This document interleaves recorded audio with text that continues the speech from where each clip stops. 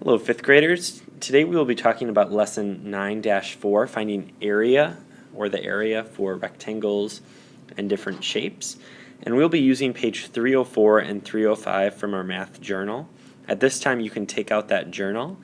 The way the video will work, it's going to be very interactive, so I will say for you to do something and then you'll go and do it, and then I'll ask you to pause the video, and then you'll pause it, and then we'll continue going forward from there. I'll give answers, and then you'll be able to get feedback along the way. Now, if you have a question at any point, I'd like for you to try to figure it out on your own. And once you've tried and you've really worked on it, you've tried to get an answer, and you've come up with something that isn't the right answer, then that would be a time to see if Mrs. Brookhuizen could check in with you, as I won't be here today.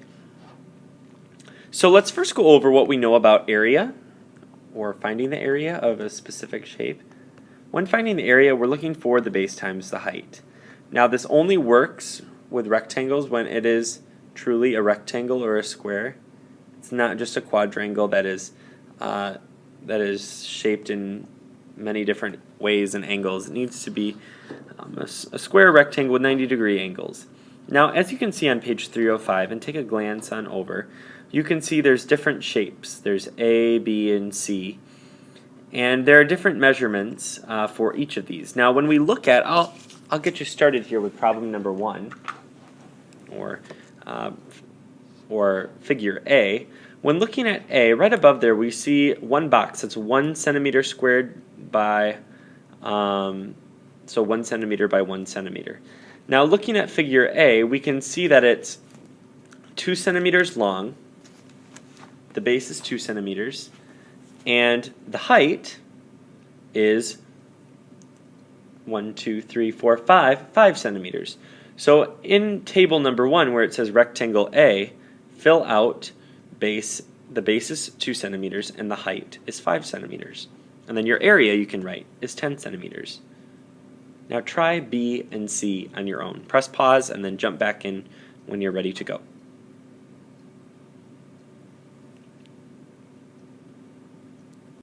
Okay, now that you've had a chance to go over these questions, let's go over the answers. For B, we see that the base is 4 centimeters by the height, which is 4 centimeters. 4 centimeters by 4 centimeters is 16 centimeters squared. So this would be the area. Now for C, it's a little bit different because we have a base that is 2.5 centimeters and a height that is also 2.5 centimeters. I hope at this point you try using your calculator, 2.5 times 2.5.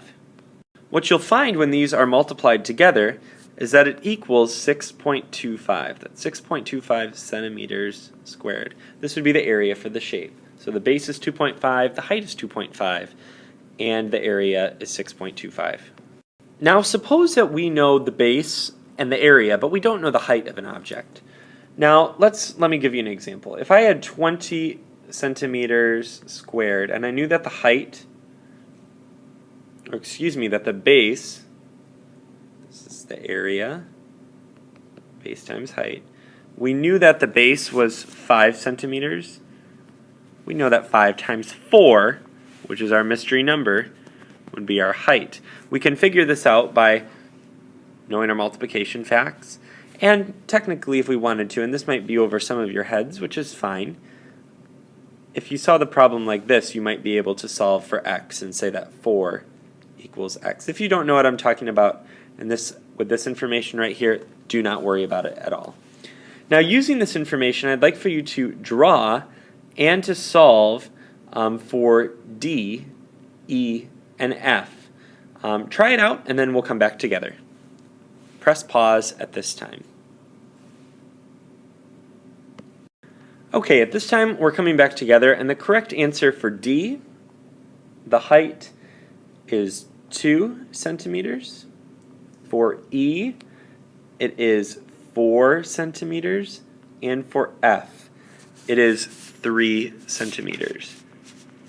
How did I do that? For D, I asked 6 times what equals 12.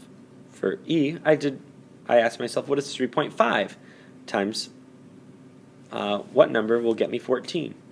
And 3 times what number will get me 10.5? Now moving over to page 305, I'd like for you to take a look first at number 3 and 4. Number 3 asks you to find the area. Now when you have an irregular shape, a shape that might look like this, it's important to see where the rectangles and squares are located. Looking at this, I see 3 different rectangles. I see one rectangle right here. That's the first one. My second one right here. And my third one right here. If you can find the areas for each individual rectangle, you'll be able to find the area for the entire piece when you add them all up together. Suppose if I found the area for this piece and it was 8 centimeters squared, and both of these pieces were both 3 centimeters squared, I could add those all up together and come up with a total of 14 centimeters squared for the area. Try number 3 on your own. Press pause and then press start again when you're ready to go. And it's fine if you use calculators for this problem.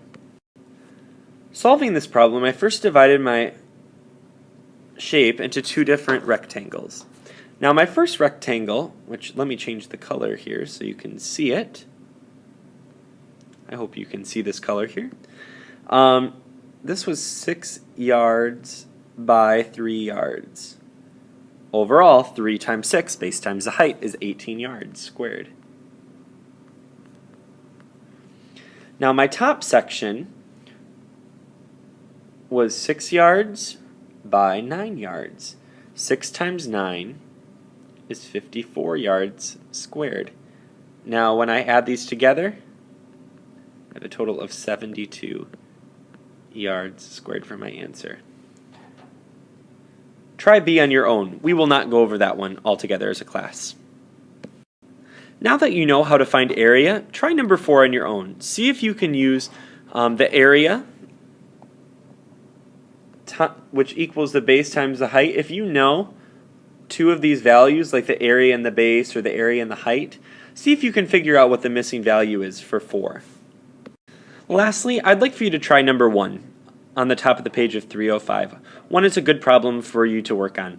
This is just calculating the square feet and square yards for the 12-foot by 15-foot grid. It also has the yards indicated as well, so feel free to follow that.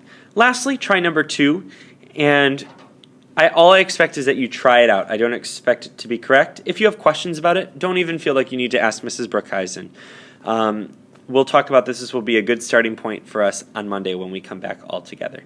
Now that you've finished, you may either continue to work on the warm-up if you have not finished, or you may go to SumDog. Thank you so much for tuning into the video, and I hope that you have a better understanding of how to find area and what that means in the context of a rectangle or square. Enjoy the rest of your day, and I was going to try to tell you a funny joke at the end, but I can't think of anything. So I love you guys a ton. Enjoy the rest of your day. Bye-bye.